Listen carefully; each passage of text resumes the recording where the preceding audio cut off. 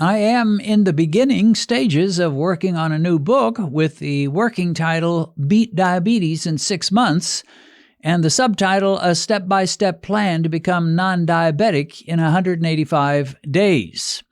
Obviously, I cannot guarantee that everybody who follows the plan will become non-diabetic in that time, but I can say, based on my own experience and multitudes of testimonies I've heard from others who followed this plan or something similar to it, it seems far more likely for a type 2 diabetic to lower their A1C below the diabetic marker of 6.5 in that time than it would be for them to remain above that level.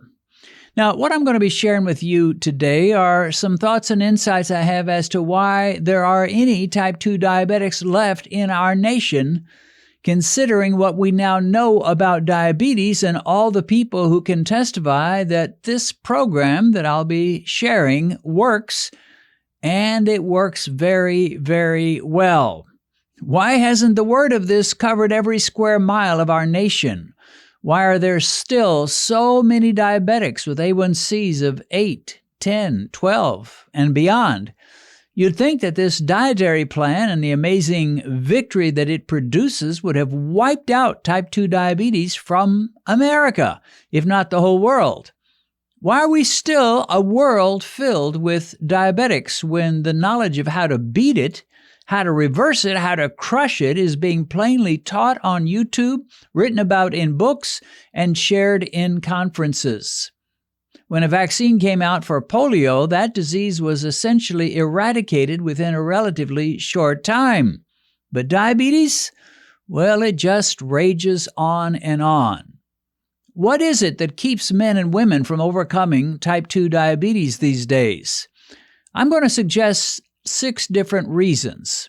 And the first is the belief that it just cannot be done, which is based on ignorance of the facts and the innumerable testimonies to the contrary.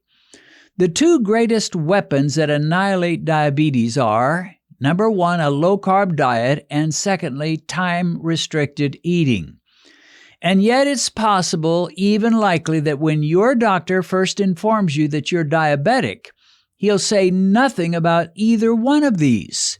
He will probably tell you to watch your sugar. He may tell you to reduce the fat in your diet and to avoid most meat and eat complex carbs like whole wheat bread, sweet potatoes, brown rice, and quinoa.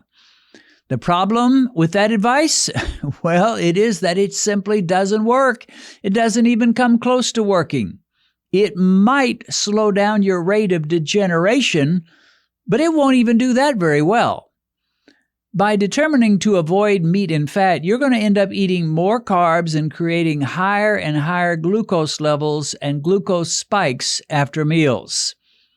Why is it some medical professionals encourage such nonsense? Well, they do it because that's what they were taught. It sounds reasonable, plus it's been preached and insisted on for the last 50 years, even though the success rate of such a diet is pathetic. And people who follow such dietary advice quickly find that nothing improves, and this becomes incredibly discouraging. Ultimately, they come to believe that their doctor was right when he told them that diabetes is a chronic and progressive disease. And when you do not believe that a problem can be fixed, there's no point in wasting your time and effort trying to fix it.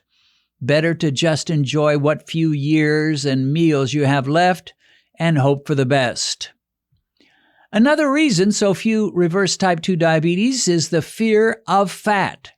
For most of us, fat has been the dietary villain that we've been hearing about nearly all of our lives. A hamburger patty? Well, that's a heart attack on a bun. A juicy, fat-filled steak is a stroke on our plate. Eating butter or drinking heavy cream will inevitably lead to a sure and sudden death. At least that's what we've been told. But now the evidence is in, or rather the entire lack of evidence of these things. The truth is, sugar and excessive carbohydrates have created immensely more heart attacks and strokes than fat ever could. Dr. Jason Fung writes, "The link between natural saturated fat and heart disease has been proven false. While artificially saturated fats, such as trans fats, are universally accepted as toxic, the same does not hold true for naturally occurring fats found in meat and dietary products, such as butter, cream, and cheese, foods that have been part of the human diet for time beyond memory." Ivor Cummins writes, "All of our scientific leaders parroted the same distorted half-truths about the benefits of a low-fat diet and healthy carbs. Our subconscious will not easily surrender these deep-seated instructions and fears. Our minds have enormous difficulty accepting that our best and brightest leaders have been wrong for decades. But wrong they were. Until you begin to fear high glucose levels, high insulin surges, and outrageously high glucose spikes after your meals more than you fear meat and fat, you're never going to get to even first base in beating diabetes."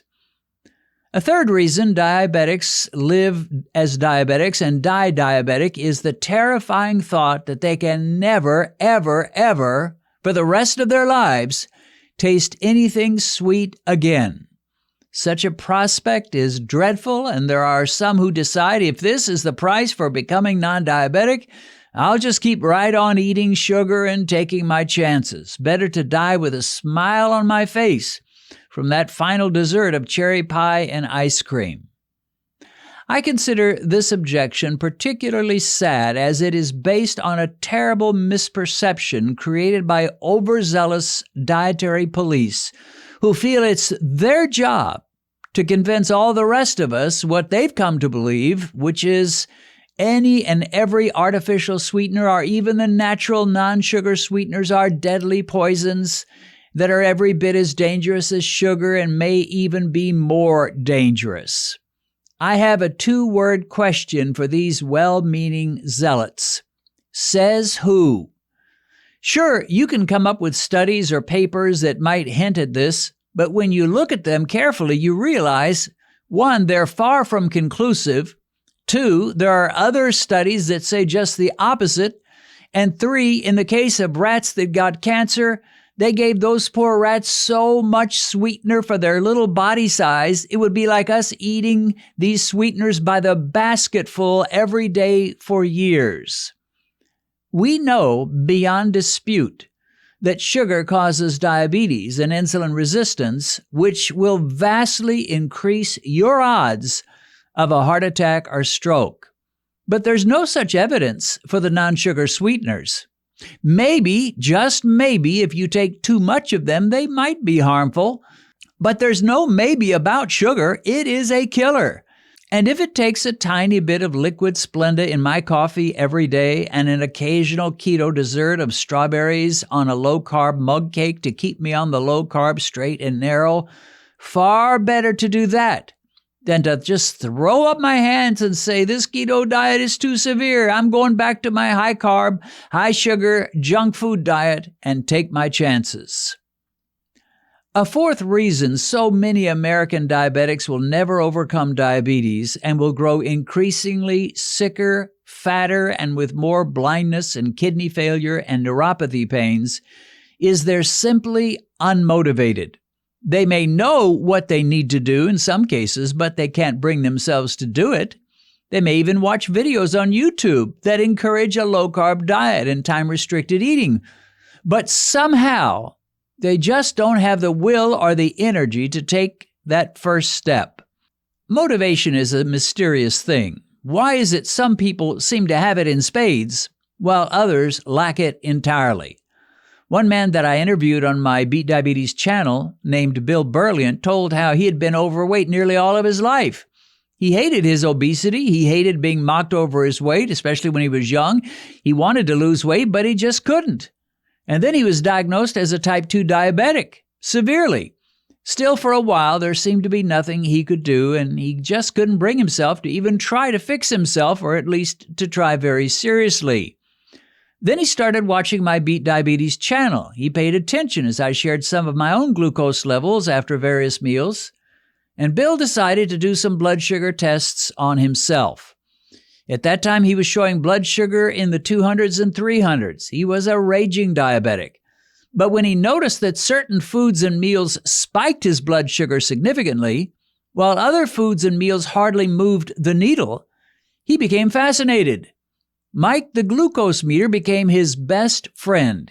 He kept watching my Beat Diabetes videos, and he kept testing himself. And guess what? Motivation appeared in his life like magic. The next thing you know, he was making changes to his diet, and before long, his blood sugar began to drop and drop. It wasn't overnight, but eventually he went from an A1C of 13 to an A1C of around 5.0. He also lost 175 pounds. Suddenly, Bill had the motivation he needed. But had Bill had a friend in those early days who just shouted at him, "Stop eating so many carbs, give up your breakfast cereal," I don't think it would have made much difference. Bill needed to see for himself the incredible victory that is possible. He needed to test his own blood sugar after meals and see how they affected him. And he needed to hear from others who had seen success in their own lives. You see, motivation is not really magical. It's based on the information we take in. You may feel like you're the most unmotivated person in the world, but if you read the right books, watch the right YouTube videos, and do enough post-meal blood sugar tests, you're going to be motivated, just like Bill was. A fifth reason people cannot seem to find victory over diabetes has to do with the law of inertia. One simple definition of inertia reads this way: inertia is the tendency of an object to resist changes in its motion. Inertia means it's far easier to keep on going and doing what you're doing than to change. And this is especially important when what you're doing is nothing. A car that is stopped is much harder to push than a car that's already rolling. It's almost a certainty that when a man or a woman is first diagnosed as diabetic, they've been in an inert state dietarily. They may have assumed they were eating a healthy diet, but in most cases they were eating whatever they liked, when they liked, and as much as they liked. And they've been doing it that way for years and years. The law of inertia has a strong pull on them, making it tremendously difficult to make any serious and permanent changes. It's the easiest thing in the world for them to just keep doing exactly what they've been doing, or perhaps to make tiny little modest changes that make almost no difference at all. The idea of making major changes in what they eat and how often they eat is terrifying to them. But changes must be made. There are essentially two strong feelings that will overcome this inertia. One is fear, and the other is hope. The actor who played the lead role in the famous Leave It to Beaver television series in the 60s, a guy named Jerry Mathers, was told by a doctor friend he would never live to see his grandchildren if he did not make some immediate changes. And that fear caused him to make the changes he needed, and he became non-diabetic. Some people experience burning feet or failing eyesight or kidneys that barely function, and they become motivated to make those changes if they're blessed to know what changes they need to make. And after watching this video and reading some good books like those written by Dr. Richard Bernstein and Dr. Jason Fung, you're going to know what those changes are and what they need to be in your life. One aspect of overcoming inertia is to simply begin. Some people watch my videos for years, but they have a hard time just flipping the switch and actually beginning to move toward a non-diabetic future.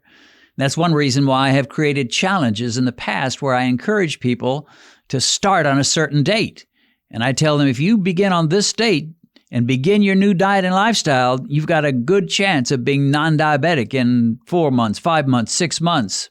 And somehow by setting a date, they come out of their lethargy and inertia and begin the path that will lead them out of diabetes. I haven't done one of these challenges in a couple of years, and people still email me begging me to do another challenge. A sixth reason people do not overcome their runaway blood sugar is bias. Bias is defined as prejudice in favor of or against one thing, person, or group compared with another. In short, my mind is made up. Don't confuse me with the facts. There are numerous people that absolutely do not want a diabetes fix if it involves dietary fat or meat. They become so enamored with beautiful orange sweet potatoes and healthy-looking whole-grain bread and lovely yellow pineapples and red apples and orange oranges that the idea that these foods might prove to be detrimental to their blood sugar is too horrendous to contemplate. And many others are so convinced that killing and eating animals is a sin and a crime, they'll never even consider even the possibility of including meat in their diet, especially fatty red meat. And so they close their minds and keep right on pushing their blood sugar levels higher and higher with their obscene high-carb diet. In their minds, a low-carb diet just cannot be right. It just can't be. It would undermine everything they have believed and preached and heard for years and years. But of course, they're wrong. As it turns out, dead wrong. If only they would take the time and spend the money to invest in a little $25 glucose meter and do some post-meal tests on their blood sugar, they would quickly discover that they are, in fact, completely wrong. When you consider all the mental and emotional obstacles there are to switching to a glucose-lowering, insulin-reducing, spike-taming, low-carb diet, well, I guess it's not really such a wonder that much of our world hasn't seen the light by now. Eventually, they will. Every year, the evidence keeps mounting, and the time will ultimately come when doctors, nearly all doctors, will routinely encourage their patients to employ a low-carbohydrate diet with time-restricted eating. But that day is not today. Right now, it's going to take rebels like you and me to stand up against the prevailing orthodoxy which encourages the same worn-out, ineffective, unscientific plan that they've been pushing for years and that has never worked. It's time for you, my friends, to trust God to help you break the chains that bind you and dare to be a little bit unorthodox and start eating like you were meant to eat all along. Your victory could be only months away. If you've recently been diagnosed with diabetes and you've just discovered this channel, let me recommend that you go to our Uploads page, which will give you access to every diabetic video we've posted since we began. As you work your way through all our videos, I believe you'll find the help you need. A link to our Uploads page is in the description.